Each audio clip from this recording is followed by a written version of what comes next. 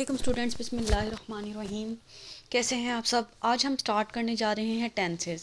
Tenses से जो वास्ता है ना, हमारा जो है अर्ली क्लासेस से ही पढ़ना शुरू हो जाता है। लेकिन ये हमारी जो है ना बदकिस्मती होती है कि बहुत से लोग मैंने ऐसे देखे हैं जो कि मास्टर्स भी कर जाते हैं, लेकिन उनको टेंसेस का बेसिक यूज़ जो है वो नहीं आता। वो इंग्लिश का एक टेंस भी अगर उनको लिखने के लिए दे दिया जाए तो वो उसको प्रॉपर जो है ना लिख नहीं सकते। उनको जो है सारी सेंसेस नहीं होती कि कौन सी चीज़ आपने कौन सा हेल्पिंग वर्ब लगाना है, कौन सी फॉर्म ऑफ वर्ब लगानी है। बहुत सी जो चीज़ें हैं ना उनको नहीं पता होती, वो चाहे मास्टर्स भी कर लेते हैं। तो इसलिए टेंसेस जो है ना वो इंग्लिश का एक बेसिक होते हैं, और इनको आपको जो है अर्ली लेवल से ही जो है ना वो थोड़ा सा अगर आप एहतियात के साथ या फिर दिल लगा के अगर सीख लेना तो ये सारी ज़िंदगी आपके काम आ सकते हैं। तो इसलिए आपने जो है ना अभी टेंसेस जो मैं आपको स्टार्ट करवाने जा रही हूँ, आपने इनको ध्यान से करना है। और टेंसेस कभी भी सिर्फ लेक्चर ले लेने से या किसी को सुन लेने से समझ नहीं आते। जब तक आप इनकी प्रैक्टिस नहीं करेंगे तो ये जो टेंसेस मैं आपको करवाऊंगी, जो हमारा ग्रुप है उसमें मैं डेली की आपको इसकी एक्सरसाइजेज, हर टेंस की 12 टेंस हमने करने हैं और 12 के 12 के एक्सरसाइजेज मैं आपको सेंड करूँगी। और वो जब तक आप सॉल्व नहीं करेंगे तब तक आपको टेंसेस की समझ अच्छे से नहीं आ सकती। तो इसलिए हम सबसे पहले टेंस को स्टार्ट करने से पहले, वैसे तो आज हमने प्रेजेंट इंडेफिनिट करना है, लेकिन उससे पहले मैं आपको जो है ना ये टेंस की एक फैमिली है उसका इंट्रोडक्शन करवा देती हूँ। तो जितनी डेप्थ में जाकर इस टेंसेस में आपको पढ़ाऊँगी, मेरा नहीं ख्याल कि आपको जो है यूट्यूब पे कोई भी वीडियो मिलेगी जो ऐसे जिसमें इतनी डिटेल से जो है ना आपको पढ़ाया जाए। और उम्मीद है कि आपके लिए सारी वीडियोस जो है ना मेरी टेंसेस सीरीज़ की आप बहुत ज़्यादा बेनिफिशियल साबित होंगी।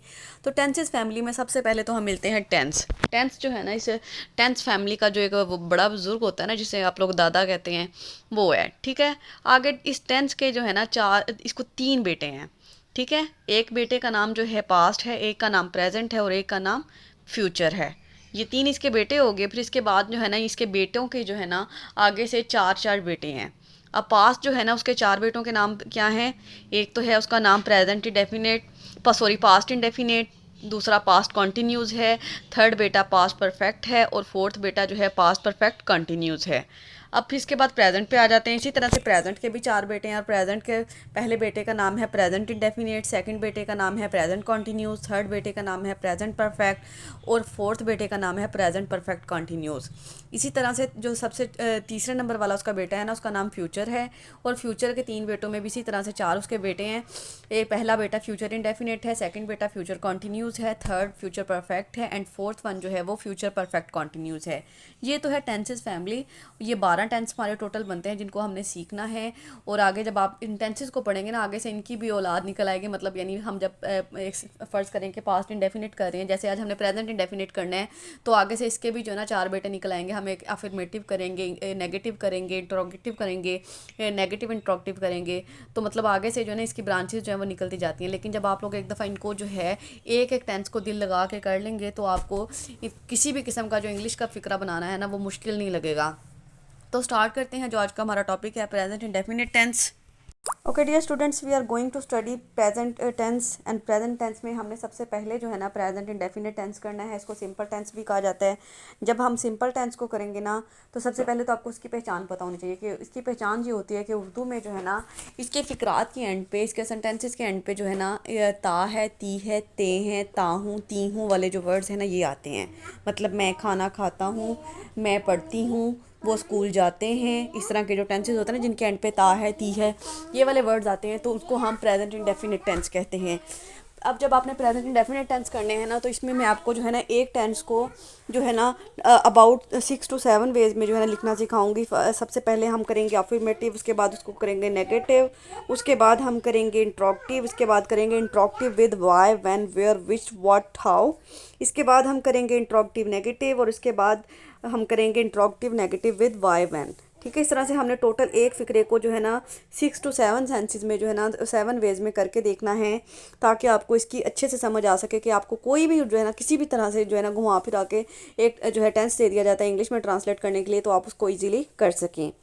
तो जब भी प्रेजेंट इंडेफिनिट टेंस का जो है ना मेरा अपना पर्सनल एक्सपीरियंस शेयर करती हूँ कि मैं जितने भी मैं इंग्लिश के स्टूडेंट्स के जो है ना टेस्ट चेक करती हूँ ना, उसमें जो एक मेजर मिस्टेक पाई जाती है ना, उसमें ये स्टूडेंट्स को पता नहीं चलता कि प्रेजेंट इंडेफिनिट टेंस में कहाँ पे आपने वर्ब की खाली फर्स्ट फॉर्म लगानी है और कहाँ पे वर्ब की फर्स्ट फॉर्म के साथ जो है ना एस से ई एस का इजाफा करना है।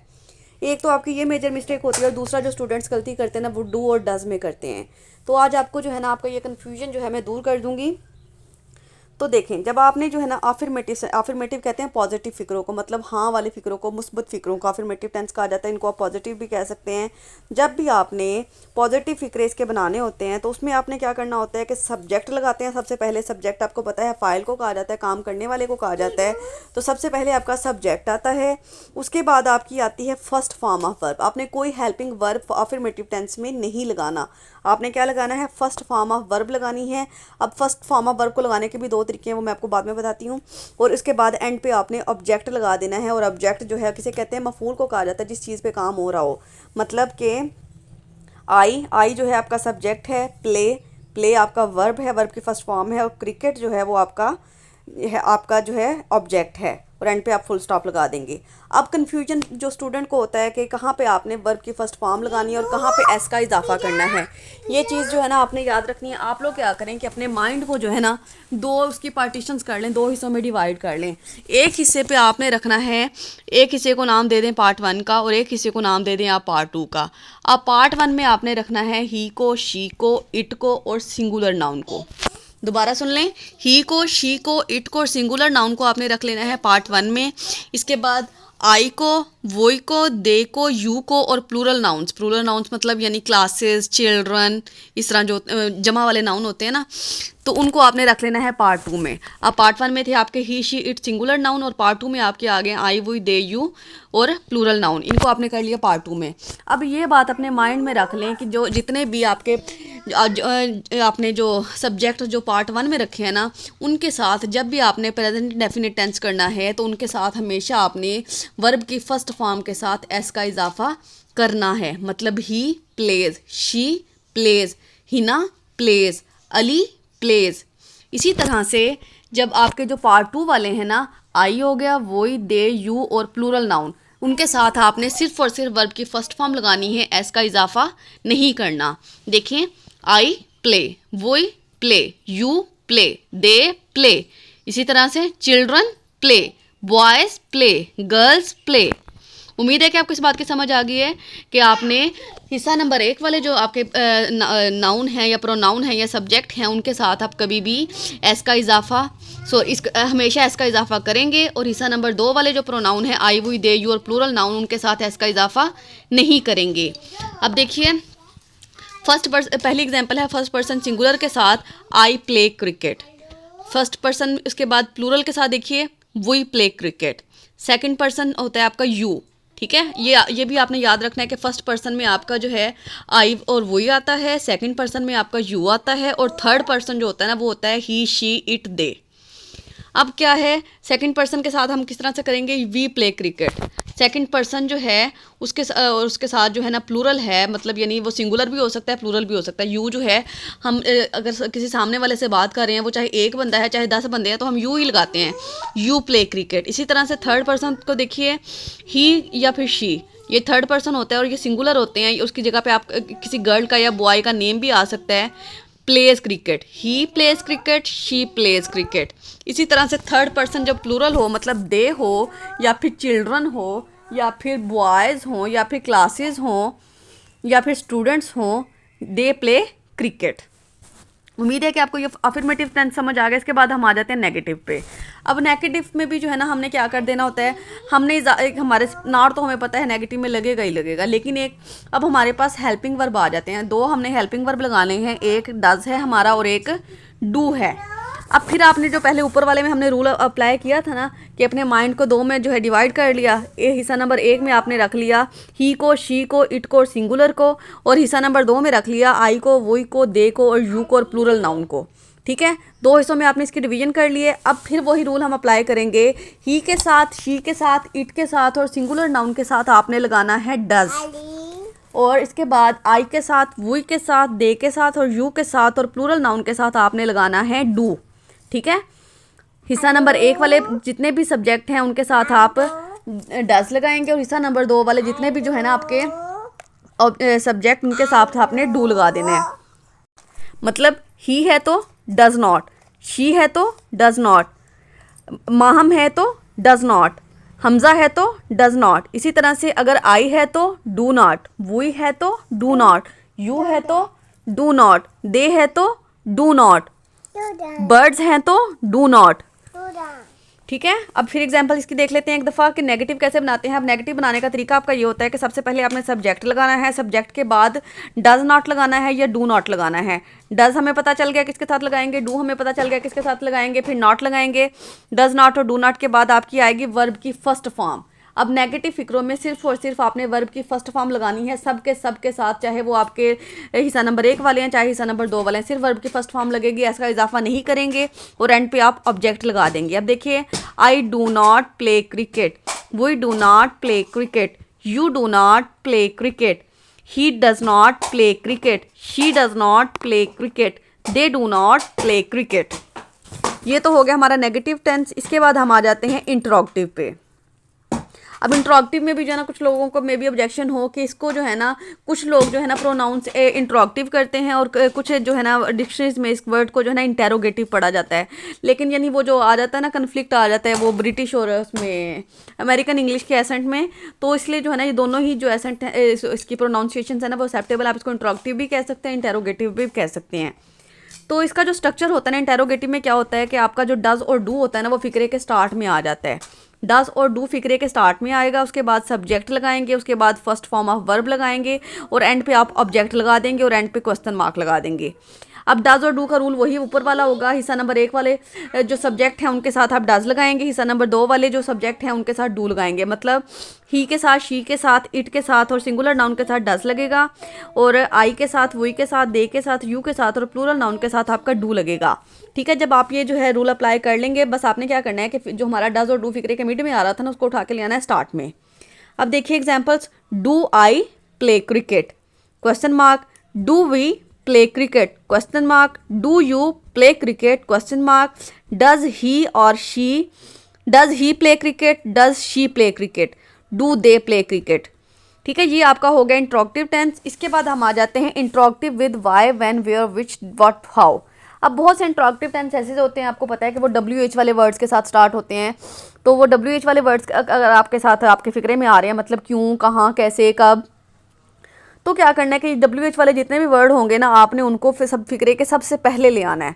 ठीक है, सबसे पहले आपके WH वाले वर्ड आ जाएंगे, वो वाई है, चाहे व्हेन है, चाहे विच है, चाहे होम है, चाहे हाउ है, तो उनको आपने स्टार्ट में ले आना है। उसके बाद आपने डज और डू लगाना है, और डज और डू लगाने का फिर वही वाला रूल होगा, ही, शी, इट और सिंगुलर के साथ डज लगेगा, आई, वी, दे, यू के साथ आपका डू लगेगा, फिर आपका सब्जेक्ट आ जाएगा, फिर वह फर्स्ट फॉर्म ऑफ वर्ब आ जाएगी और एंड पे आपका ऑब्जेक्ट और फिर क्वेश्चन मार्क आ जाएगा। देखिए, Y do I play cricket, where do we play cricket, when do you play cricket, where does he play cricket, where does she play cricket, where do they, when do they play cricket। ठीक है, ये आपके हो गए interrogative negative tense with WH वाले words. अब इसके बाद हमारा आ जाता है इंट्रोगेटिव नेगेटिव, यानी कुछ फिक्रे ऐसे होते हैं जिसमें जो है मनफी सवाल पूछा जाता है। मतलब, क्या तुम आम नहीं खाते हो, क्या तुम स्कूल नहीं जाते हो, इस तरह के जो फिक्रे होते हैं ये इंट्रोगेटिव नेगेटिव होते हैं। तो इनको बनाने का स्ट्रक्चर आपका क्या होता है कि वही रूल, डज और डू जो है फिक्रे के स्टार्ट में आएगा, और सब्जेक्ट जो है ना वो आपने उसके बाद लगा देना है, उसके बाद नॉट लगा देना। अगर आपको याद हो ना जो हमने नेगेटिव फिक्रे किए हैं ना, नेगेटिव वाला सारा इसका जो है ना स्ट्रक्चर होता है। सिर्फ आपने क्या करना होता है, जो डज होता है ना उसको फिक्रे के बाहर निकाल देना, बाकी सारा स्ट्रक्चर जो है वो सेम रहता है। मतलब डज और डू फिक्रे के स्टार्ट में आएगा, रूल का अप्लाई करने का रूल वही रहेगा, आई, वी, दे, यू के साथ डू लगाएंगे, और ही, शी, इट सिंगुलर के साथ हम डज लगाएंगे, फिर सब्जेक्ट आ जाएगा, फिर नॉट आ जाएगा, फिर फर्स्ट फॉर्म ऑफ वर्ब आ जाएगी, और फिर एंड आपका ऑब्जेक्ट आ जाएगा और आपके साथ में क्वेश्चन मार्क लगा देने हैं। मतलब, do I not play cricket, do we not play cricket, do you not play cricket, does he not play cricket, does she not play cricket, do they not play cricket।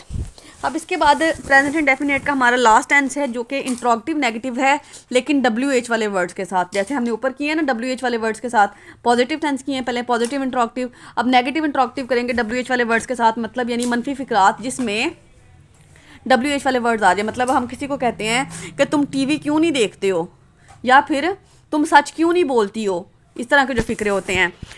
तो इसमें फिर वही rule होगा कि आपका Y, van जो विच या फिर वेयर जो हाउ, जिस तरह के जो WH वाले वर्ड हैं वो सबसे पहले आपने लगाने हैं फिक्रे में। उसके बाद फिर आपने जो है डज और डू लगा देना है। डज आपने ही शी इट सिंगुलर के साथ डज लगाना है, और इसके बाद आई वो दे यू प्लूरल के साथ आपने डू लगाना है। फिर इसके बाद आपने सब्जेक्ट लिखने हैं, सब्जेक्ट के बाद आपने नॉट लिखने हैं, नॉट के बाद फर्स्ट फॉर्म ऑफ वर्ब आएगी और एंड पे आपका ऑब्जेक्ट और फिर क्वेश्चन मार्क आ जाएगा। अब एग्जाम्पल देख लीजिए, why do I not play cricket, question mark.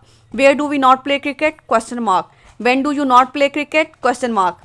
Where does he or she not play cricket? Question mark. When do they not play cricket? Question mark. ठीक है, उम्मीद है कि आपको इसकी समझ आ गया। बाकी इसकी एक्सरसाइजेज जो है ना मैं आपको ग्रुप में शेयर कर दूंगी, वो आपने जो है ना आज इसको लेक्चर को सुनने के बाद मस्ट उसको सॉल्व करने हैं, फिर उसकी कीज़ भी आपको मिल जाएंगी और फिर आपने अपने आंसर्स को जो है ना टैली कर लेना है ताकि आपको समझ आ जाए और ज़्यादा से ज़्यादा प्रैक्टिस करने से ये चीज़ें आपके जहन में बैठ जाएँ। क्योंकि ये जो प्रेजेंट इंडेफिनिट टेंस है ना, ये आपका मोस्ट इंपॉर्टेंट टेंस कंसिडर होता है, क्योंकि यूजुअली जो हम इंग्लिश लिखते हैं, आप लोग जो अपनी स्टोरीज लिखते हो, अपने एसेस लिखते हो ना, उसमें मोस्टली इसी टेंस का इस्तेमाल होता है। तो इसलिए आपने कोशिश करनी है कि इसको अच्छे से समझ लें और कभी भी आपको ये टेंस लिखने में गलती ना हो। ओके, टेक केयर, अल्लाह हाफिज़। अगर आपको वीडियो अच्छी लगे तो लाइक, कमेंट एंड शेयर ज़रूर करें। दुआ में याद रखिएगा। अल्लाह हाफिज़।